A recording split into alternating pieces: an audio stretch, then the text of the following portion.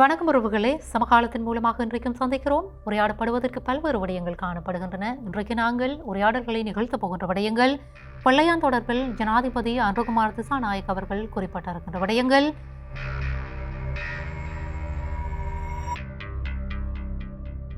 முன்னாள் ஜனாதிபதி கோட்டபாய ராஜபக்ச தொடர்பில் அமெரிக்க புலனாய்வு நிறுவனம் வெளிப்படுத்திய தகவல்கள்,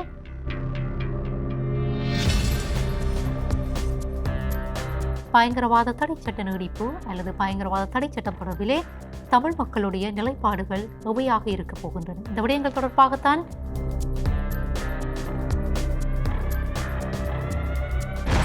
உரையாடல்களை நிகழ்த்தப் போகிறோம். உரையாடல்களை நிகழ்த்த வேண்டிய விடயங்களாக இவை காணப்படும்.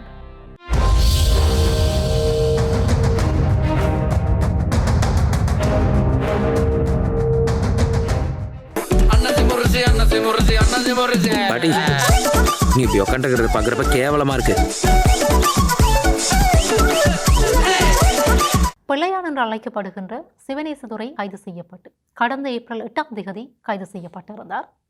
கிழக்கு பல்கலைக்கழகத்தினுடைய துணைவேந்தர் பேராசிரியர் ரவீந்திரநாத் சுப்பிரமணியம் அவர்களை கடத்தி காணாமல் செய்த அந்த வழக்கின் பிரகாரம்தான் இவர் மட்டக்களப்பிலே குற்றப்புலனாய்வு திணைக்களத்தினாலே கைது செய்யப்பட்டிருந்தார்.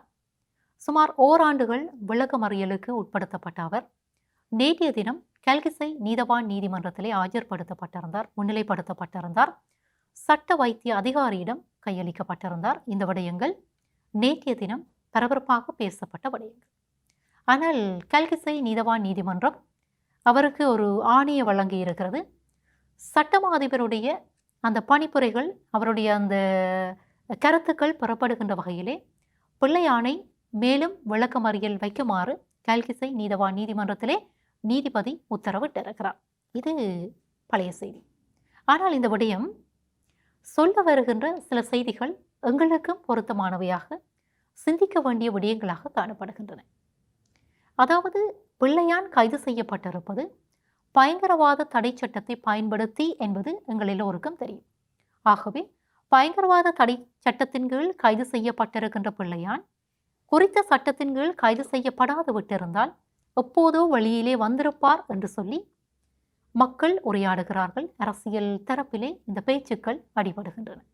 ஆகவே பயங்கரவாத தடை சட்டம் என்பது இவ்வாறானவர்களுக்கு இவர்களை கைது செய்வதற்கும் சட்டத்தின் முன்பாக நிறுத்தி விசாரணைகளை மேற்கொள்வதற்கும் அவசியமான ஒன்று என்கிற கோணத்திலே சில தமிழ் மக்கள் பேச தலைப்படுகிறார்கள். இந்த இடத்துல நீங்கள் ஒரு கேள்வியை கேட்கலாம். அப்படியானால் பயங்கரவாத தடை சட்டத்தை பயன்படுத்தித்தானே கடந்த காலத்திலே எங்களுடையவர்கள் பலர் கைது செய்யப்பட்டார்கள், தமிழ் மக்கள், தமிழ் இளைஞர்கள், யுவதிகள் கைது செய்யப்பட்டு சிறைகளிலே அடைத்து வைக்கப்பட்டிருக்கிறார்கள் என்கிற கேள்விகளை நீங்கள் எழுப்பலாம். நிச்சயமாக அந்த கேள்வி நியாயமானது. பயங்கரவாத தடை சட்டத்திற்கு கீழே கைது செய்யப்பட்டு சிறையிலே அடைக்கப்பட்டிருக்கின்ற இளைஞர்கள், யுவதிகள் விடுவிக்கப்பட வேண்டும். அப்பாவித்தனமாக அவர்கள் அப்பாவிகளாக சிறையிலே இன்றைக்கும் காலத்தை கழிப்பது என்பது ஏற்றுக்கொள்ளப்பட முடியாத ஒன்று. ஆனால் பிள்ளையான் போன்றவர்கள் கைது செய்யப்படுவதற்கும் விசாரணைகளுக்கு உட்படுத்தப்படுவதற்கும் இவ்வாறான சட்டம் தேவை என்கிற ஒரு அடிப்படையிலும் தமிழ் மக்கள் சிலர் உரையாடுகிறார்கள். அதாவது, கடந்த 17 ஆண்டுகளாக நாங்கள் சர்வதேச விசாரணை ஒன்றை கோரித்தான் நாங்கள் போராட்டங்களை நிகழ்த்தி வருகிறோம், அந்த பணியில் தான் ஈடுபட்டு வருகிறோம். ஆகவே இந்த இவ்வாறான சட்டங்கள் உருவாக்கப்படுகிற போதும் அமுல்படுத்தப்படுகிற போதும் அவற்றுக்கு எதிராக நாங்கள் போராட்டங்களை நிகழ்த்துவதும் பின்னர் அதே சட்டங்களை பயன்படுத்தி குற்றவாளிகளை தண்டிப்பதற்கு பயன்படுத்துவதும் ஒரு கைவந்த கலையாக இந்த நாட்டிலே இடம்பெற்று வருகிறது. அவ்வாறு இருக்கிற போது நாங்கள் இந்த விடயம் தொடர்பிலே பயங்கரவாத தடை சட்டம், இந்த சட்டத்தை பயன்படுத்தி எங்களுக்கு எதிராக அநீதிகளை நிகழ்த்தியவர்களுக்கு தண்டனைகளை பெற்றுக் கொடுப்பதற்கு இந்த சட்டம் உதவும் என்கிற ஒரு கோணத்திலும் மக்கள் பேசிக்கொள்கிறார்கள். அதே நேரத்திலே இன்றைக்கு இந்த பயங்கரவாத தடை சட்டம் சிங்கள மக்களுக்கு எதிராக, ஏனைய இனங்களுக்கு எதிராக அது திரும்புகிற போது, பிரயோகிக்கப்படுகிற போது அந்த மக்கள் கருத்துக்களை வெளிப்படுத்துகிறார்கள், எதிர்க்கிறார்கள். ஆனால் ஒரு காலத்திலே தமிழ் மக்கள் தண்டிக்கப்பட்ட போது அவர்கள் எல்லோருமே அமைதியாக இருந்தார்கள் என்கிற ஒரு கோணத்திலும் மக்கள் உரையாடுகிறார்கள். ஆனால் இந்த பயங்கரவாத தடை சட்டத்துக்கு எதிராக முக்கியமாக முன்னாள் ஜனாதிபதி ரணில் விக்ரமசிங்கே, எதிர்க்கட்சி தலைவர் சஜித் பிரேமதாச ஆகியோருடைய அவர்கள் சார்பாக இயங்கிக் கொண்டிருக்கின்ற தமிழ் மக்களில் சிலர் எதிர்ப்புகளை வெளிப்படுத்தக்கூடும் என்கிற கோணத்திலும் மக்கள் கருத்துக்களை வெளிப்படுத்தி வருகிறார்கள். இதே நேரத்தில் இந்த பிள்ளையான் கைது விவகாரம் தொடர்பாக அவருடைய சட்டத்தரணி முன்னாள் அமைச்சருமாகிய உதய கம்பன்பில கருத்து தெரிவிக்கிற போது இந்த பிள்ளையான் என்று அழைக்கப்படுகிற அதாவது சிவனேசதுரை சந்திரகாந்தன் கைது செய்யப்பட்டிருப்பது இந்த முன்னாள் அதாவது கடத்தி காணாமல் ஆக்கப்பட்ட கிழக்கு பல்கலைக்கழகத்தினுடைய துணைவேந்தர் ரவீந்திரநாத் அவர்களுடைய அந்த சம்பவத்தோடு தொடர்பில் தான் இவர் கைது செய்யப்பட்டிருக்கிறார், குற்றம் சுமத்தப்பட்டு கைது செய்யப்பட்டிருக்கிறார். மாறாக உயிர்த்த ஞாயிறு தாக்குதல் தொடர்பாக அல்ல என்று சொல்லி அவர் வெளிப்படுத்தி இருக்கிறார். ஜனாதிபதி அனுகுமார் திசாநாயக்க மட்டக்களப்பிலே உரையாற்றுகிற போது உயிர்த்த ஞாயிறு தாக்குதல் தொடர்பாகத்தான் இவர் கைது செய்யப்பட்டிருக்கிறார் என்று சொல்லி குறிப்பிட்டிருக்கிறார். அவ்வாறு இல்லை, அது தவறானது.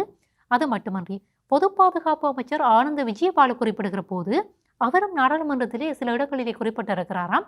இந்த உயிர்த்த ஞாயிறு தாக்குதல் தொடர்பாக சிவனேசதுரை சந்திரகாந்தன் அதாவது பிள்ளையான் பல தகவல்களை வெளிப்படுத்தி வருகிறார் என்கிற பொருள்பட பொது பாதுகாப்பு அமைச்சர் உரையாற்றியிருக்கிறார். அதுவும் தவறானது. மாறாக இந்த குறித்த கடத்தல் சம்பவம் தொடர்பாகத்தான் இவர் கைது செய்யப்பட்டிருக்கிறாரே அன்றி உயிர்த்த ஞாயிறு தாக்குதல் தொடர்பாக அல்ல என்பதை நேற்றைய இந்த நீதிமன்றம் வெளிப்படுத்தி இருக்கிறது, நேற்றைய அமர்வுகள் வெளிப்படுத்தி இருக்கின்றன என்று சொல்லி உதய கம்பன்பில தெரிவித்திருக்கிறார். அதே நேரத்தில் இன்னொரு விடயத்தையும் அவர் குறிப்பிட்டிருக்கிறார். குற்றப்புலனாய்வு திணைக்களம் பொய்யான சாட்சிகளை ஜோடிப்பதிலே வல்லவர்களாக இருக்கிறார்கள்.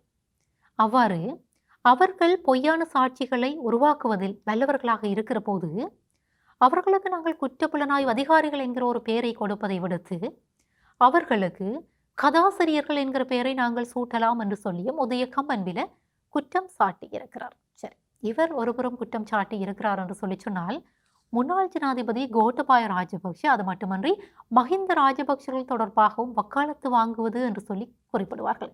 அப்படியான சில வார்த்தை பிரயோகங்களை வெளிப்படுத்தி இருக்கிறார்கள். அதாவது யார் வெளிப்படுத்தி இருக்கிறார் என்று சொல்லி சொன்னால் சிரேஷ்ட ஊடகவியலாளர் மொஹான் சமரநாயக்க இந்த விடயத்தை குறிப்பிட்டிருக்கிறார். முன்னதாக ஜனாதிபதி கோட்டபாய ராஜபக்ஷ தொடர்பிலே பல்வேறு கருத்துக்களை வெளிப்படுத்திய அவர் அதாவது உதய கம்பன்பில வெளியிட்ட அந்த நூல் வெளியீட்டு விழாவிலே கலந்து கொண்டு உரையாற்றுகிற போது ராஜபக்ஷர்களுக்கு சார்பாக பல்வேறு கருத்துக்களை அவர் எடுத்து எம்பியிருக்கிறார். சில ஆதாரங்களையும் முன்வைப்பதற்கு விளைந்திருக்கிறார்.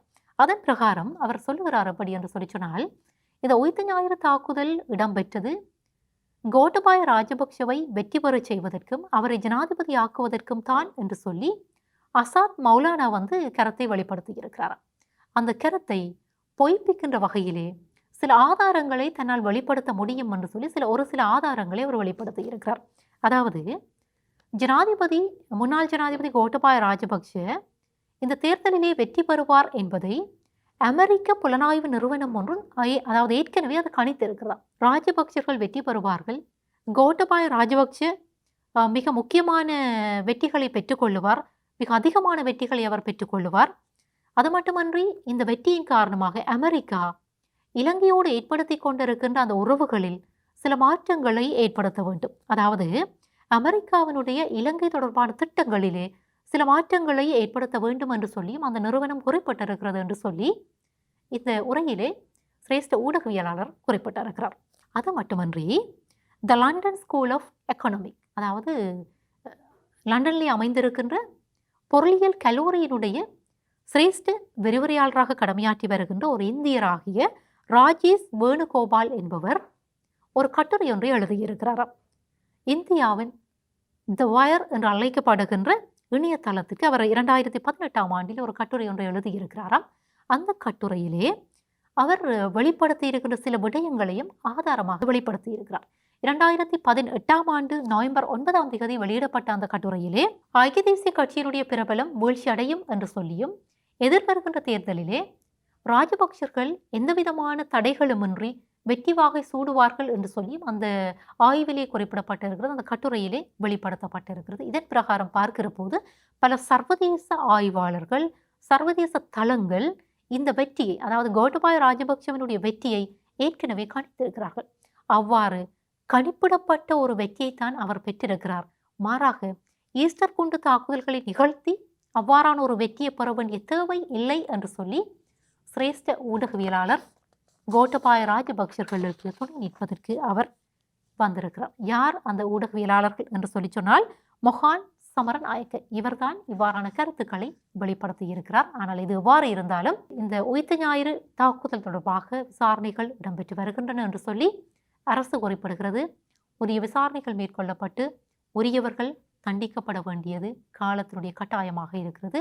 இதில் எந்த விதமான பாரபட்சங்களுமின்றி வெளிப்படுத்தல்கள் இடம்பெற வேண்டும் என்பதுதான் எல்லோருடைய விருப்பமாகவும் இருக்கிறது. சந்திக்கலாம் மற்றொரு சமகாலத்தில்.